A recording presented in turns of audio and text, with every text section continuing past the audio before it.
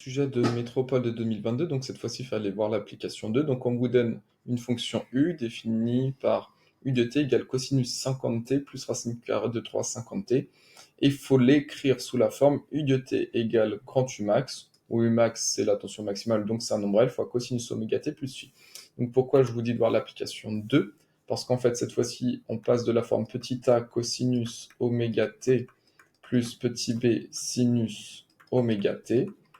Et ça, faut l'écrire sous la forme grand A. Donc ici, il l'appelle grand U. Donc allez, je vais prendre les notations de l'énoncé. Donc là, c'est grand U max. Mais c'est pareil que le grand A dans le cours, fois cosinus oméga t plus phi. Alors, comment on réfléchit? Nous, à la fin, on veut du cosinus oméga t plus phi. Or, d'après les formules de linéarisation, vu que là, on a un cosinus de oméga t plus phi, si ça, je l'appelle x, ça, je l'appelle y, on sait que ça va être égal à cosinus x, donc cosinus oméga t, fois cosinus y qui vaut phi. Et comme j'ai un plus ici, là, ça va être moins sinus oméga t fois sinus de y, sinus de phi. Donc, c'est cette propriété qu'on va utiliser. Donc nous, on part de ce qu'on nous donne. Donc nous, on sait qu'on a cosinus de 50t plus racine carrée de 3 sinus de 50t. Et ça, il faut qu'on l'écrive sous la forme grand U max égale cosinus de oméga t plus phi. Donc pour calculer grand U max, donc calculons grand U max. Donc en fait, ça dans votre cours, c'est égal au grand A.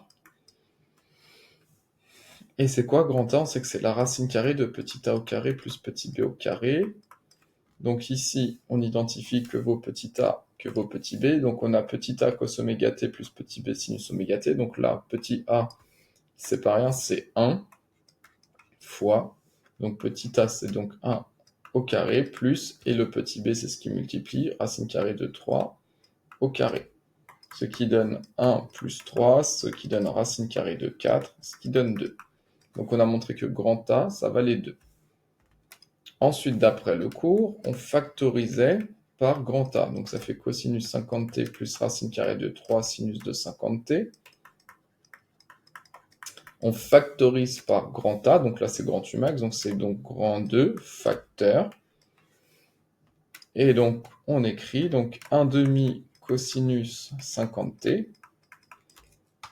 En effet, si on redéveloppe 2 fois 1 demi, ça vaut 1. Donc si on redéveloppe, ça donne bien cosinus 50t plus racine carrée de 3 sur 2 sinus de 50t. En effet, si on développe, tac, tac, tac, on retrouve bien cela. Alors nous, on veut un moins au milieu, donc on va transformer pour avoir un moins au milieu. Donc ça fait 2 fois 1 demi cosinus 50t moins.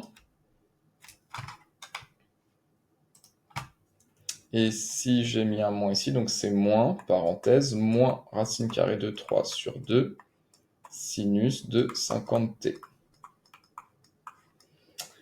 Et là, maintenant, on va regarder la formule. Là, il faut qu'on a le cos oméga t qui est ici, le sinus oméga t qui est ici. Donc nous, en fait, il faut qu'on trouve ici que l'angle phi, tel qu'on est cos phi et sinus phi. Donc ici, il faut que cos phi, donc on a que cosinus de phi, ça doit valoir 1 demi, et sinus de phi, ça doit valoir moins racine carrée de 3 sur 2. Donc on sait du cercle trigonométrique, le cosinus vaut 1 demi, le sinus vaut moins racine carrée de 3 sur 2, donc on a l'angle ici, donc c'est l'angle 5π sur 3 radians.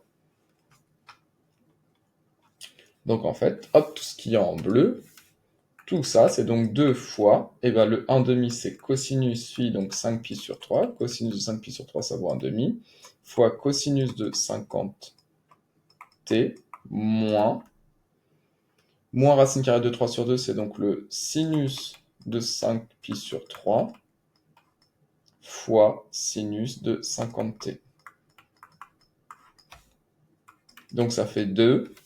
Et là, on peut appliquer la propriété du cours. Pensez que cosinus oméga t fois cosinus de phi moins sinus oméga t fois sinus de phi, ça donne cosinus oméga t plus phi. Donc tout ça, c'est donc cosinus de 50t par le oméga vaut 50 plus 5pi sur 3. Le phi vaut 5pi sur 3.